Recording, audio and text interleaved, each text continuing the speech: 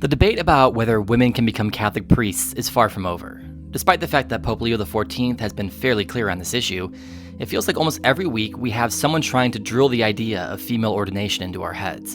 In 2023, before he was Pope, he stated, "I think we're all familiar with the very significant and long tradition of the Church, and that the apostolic tradition is something that has been spelled out very clearly, especially if you want to talk about the question of women's ordination to the priesthood." Despite these comments made by Cardinal Robert Prevost, the push continues to put women in white collars. So now, let's take a look at some of the hijinks that have made the news in the last couple of weeks. On July 28, 2025, during a Holy Mass at the Basilica of the Holy House of Loreto, the spot where the House of the Virgin Mary is located, there was a Mass held as part of the Jubilee of Young People. It was concelebrated by bishops from the Marche region and presided over by Archbishop Sandro Salvucci. A woman who was described as wearing a cassock with an ecclesiastical collar participated in the entrance procession and took a place in the presbytery alongside the Catholic priests. Reports suggest she extended her hand during the Eucharistic prayer, possibly as a gesture of concelebration, which is clearly prohibited for non-ordained individuals. So this story may be a nothing burger, since I think there were some non-Catholic representatives at the Mass, and she may have been a Lutheran pastor or something. If that is the case, there is still a lesson to be learned. When you put a woman with an ecclesial collar in the presbytery, you're risking some serious confusion among the faithful in attendance. Many people may not know that this was a cross-faith event, and they could see this as some sort of attempt to push female priests on them. Additionally, if the reports are true that she was attempting to consecrate hosts, that is a huge problem.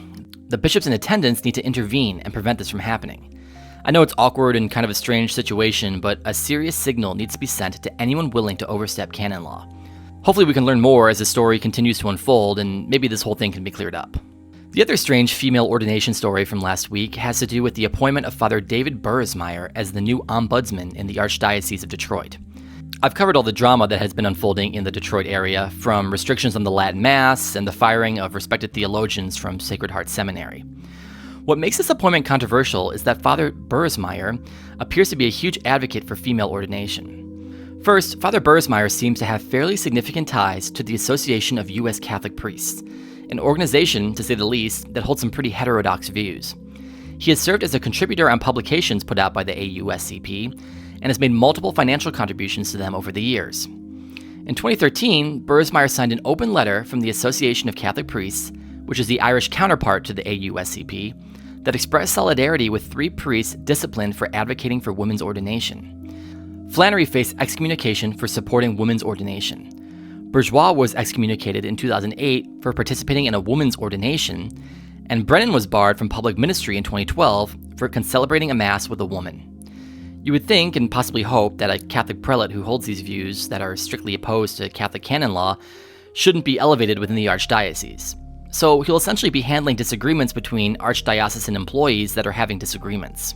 So if a church employee has an issue with his parish priest pushing female ordination during his homily, the person that they can bring this issue up with is the ombudsman, who has been a vocal and public supporter of female ordination. What a time to be alive.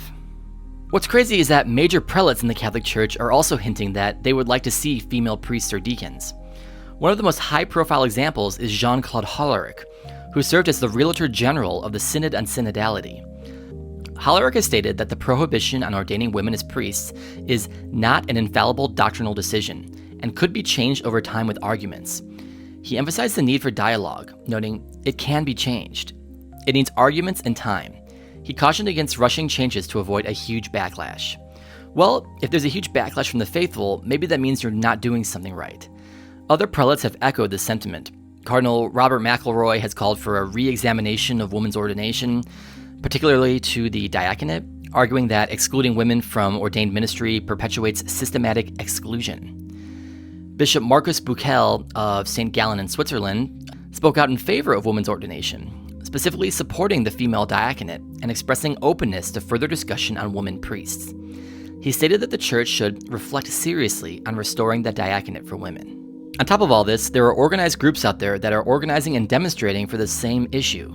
For instance, the Women's Ordination Conference has organized protests and events in Rome to push for women's ordination. During the Synod on Synodality's second phase in October of 2024, advocates staged a flash mob with the slogan, "Don't kick the can, women can be priests." That same synod concluded that the question of ordaining women as deacons remains an open issue, requiring further theological and historical study. As if this issue hasn't been rigorously studied for thousands of years, with every bishop of Rome coming to the exact same conclusion. And this is the problem with the women's ordination movement. First, as Pope Francis said, it's not possible. Second, the women that want to be priests would be the exact opposite of who we would actually want to be priests. Any person that flouts canon law and thousands of years of church tradition so that they can claim that the church is equal would cause irrevocable damage to the institution. Women already play such a central role in the Catholic Church.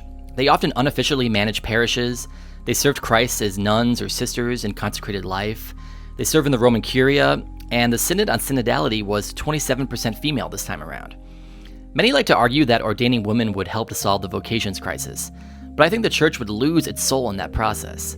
The sacred nature of the Catholic Church, and the fact that it's been largely unchanged for so many years, is what is driving young, faithful men back into the Church. The way we solve the vocations crisis is to double down on our traditional Catholic values, reaffirm canon law, and pray every day that young men will dedicate their lives to Christ. Thanks for watching, and if you want to see more Catholic content like this, make sure to like and subscribe.